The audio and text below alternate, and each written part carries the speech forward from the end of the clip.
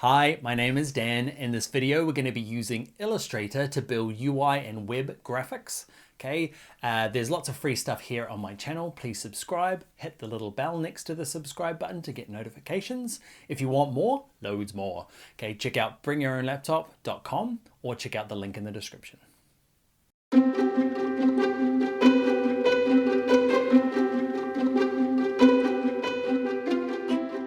Hey there, in this video what we're going to do is talk about grid systems and responsive web design.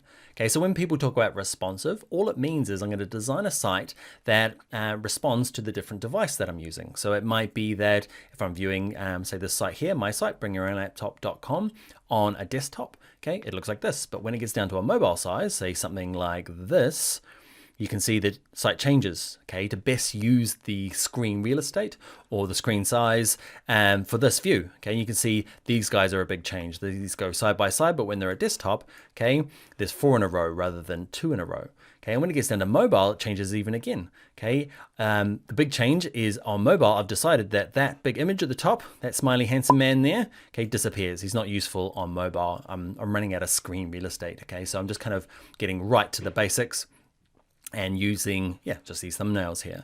Okay, so they're stacked on top of each other in one column, but tablet, it's at 2, and when it's out on desktop, it is 4. So those adjustments best use of the screen size is what's called responsive web design. So what we're doing when we're using Illustrator is that we need to design for those 3 views, okay, and so that when the website's getting built, either by yourself or by a developer, they know what they need to kind of adjust the size to or the website to look like at those different screen sizes.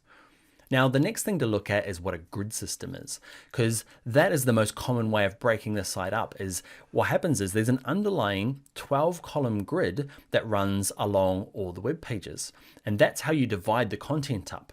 Okay, so what happens is it's very similar if you're in kind of print or magazine design. A 12-column grid on a newspaper gets used to kind of help you get consistency across many pages. It's the same here in web design.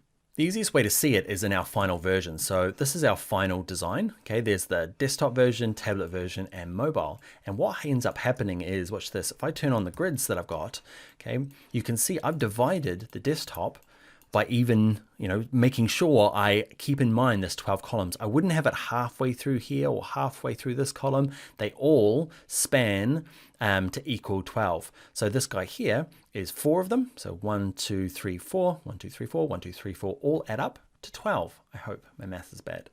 Okay, but it means that this guy at the top here, this line, is actually spanning all 12, and that's fine.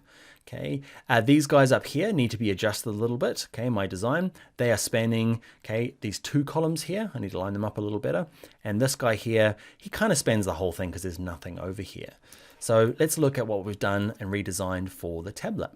Now what we do is I could put 12 columns in here, but you can imagine if I compress 12 of these columns down to here, even though they're technically all there, it becomes a little hard to design with like hundreds of lines across. It gets even worse when it gets down to mobile. So you can see what I've done, and what you'll do as a designer is I don't need all 12. That kind of like finite adjustment is too much for me. You might like it and you can keep your 12 columns. I've just put 6 here. So 1, 2, 3, 4, 5, 6. And I've divided them up evenly.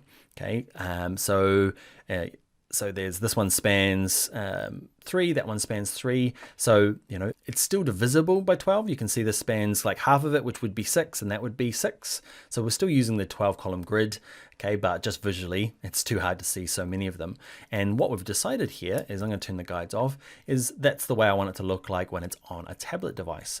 And when it gets down to mobile, I want to change it again, okay. So we've changed it quite a bit in this one. The navigation's changed, okay, down here.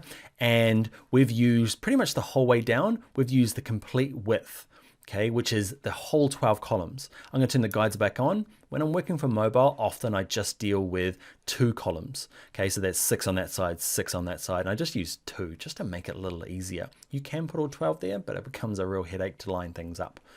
Okay, so that is the grid system, and that's how web designers on the other side divide your content up. You can't do 13 because it's really hard to divide up the middle. Okay, because it's an odd number. So even numbers, most of the time it is 12 columns. So let's in the next video look at how to make these columns so you can design to them.